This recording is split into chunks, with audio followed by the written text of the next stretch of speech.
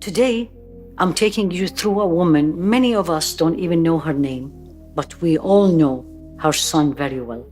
Imam Ahmad Ibn Hanbal, very well known jurist, muhaddith, and a very well known narrator of the Rasul alayhi salatu wasalam sayings, Imam in language, Imam in the Quran, to the point that Imam Shafi'i said, his teacher, when I left Baghdad, I left a man who's a leader in 7 disciplines of knowledge.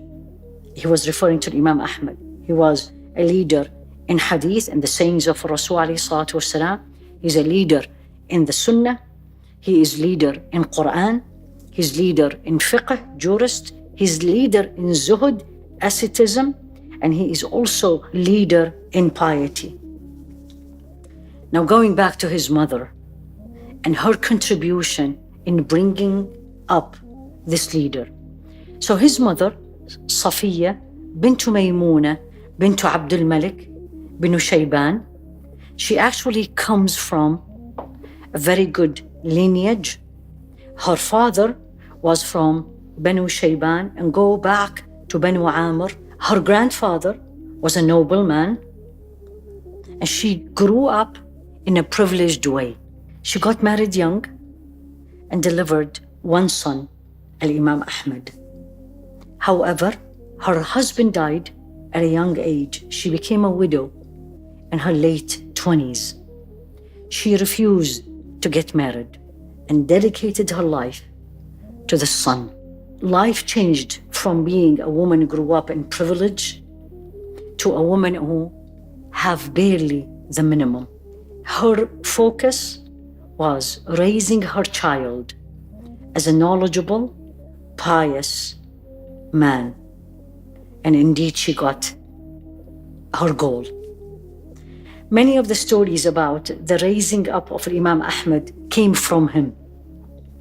And he used to say the following: my mom used to wake me up before Fajr. I was about 10 years of age. She will warm the water for me before I am up. We both make wudu. We start praying till Fajr time comes, 10 years of age. Then she takes him with her to the masjid to pray Fajr. Stays with him because usually there is classes or halaqas, as we say, after Fajr. And she stays with him till he finishes the classes, mainly classes of Hadith. Then she takes him back home. He said the following about his mother: my mother was not only my mother was my teacher. She taught me language, Quran.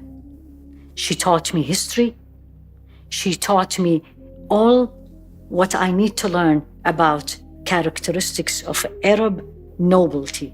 But above that, what she taught me, and this is because we didn't have much of the means to live comfortable as she was growing up, she taught me how to be patient, how to live with the minimum. Imam Ahmad was very well known. He lived a life of asceticism. He didn't care much about this life. When he became an age little bit older, now she used to send him to the masjid alone. He used to beg her to go early because there was classes also before the Fajr. She wouldn't. She would stay with him in the house till just before Fajr, and then she said, you go. And he said the reason she did that, she loved me so much and she was worried about me to go alone before Fajr. But once time became close to Fajr, many men were walking in the street and she trusted me to go alone. Now this is a woman, a widow, who devoted her life to her son. Once he learned everything he can learn in Baghdad where they were living, she decided to send him abroad to study. So she opted to sacrifice the love of her son, the presence of her son with her, for the knowledge. So she will give this son all what he needs from knowledge. And we all know learning needs travel. So she said this to him as she sent him to Medina and Mecca and Yemen to study. She said to him, "O son, travel to seek the knowledge of the Prophet, peace be upon him." As indeed traveling to seek knowledge is migration for the sake of Allah subhanahu wa ta'ala. She had minimum. So she was packing him and getting him ready to leave. She packed minimum that she has. And she looked at him and says, "Oh son, indeed, when Allah is entrusted with something, He preserved it. And I am trusting you with Allah that His trust will never be lost." Single mother, only child, loved him dearly, sent him to go and study, sacrificed the love, the son, for the sake of Allah subhanahu wa ta'ala. He started traveling Mecca, Medina, to Yemen and many other places.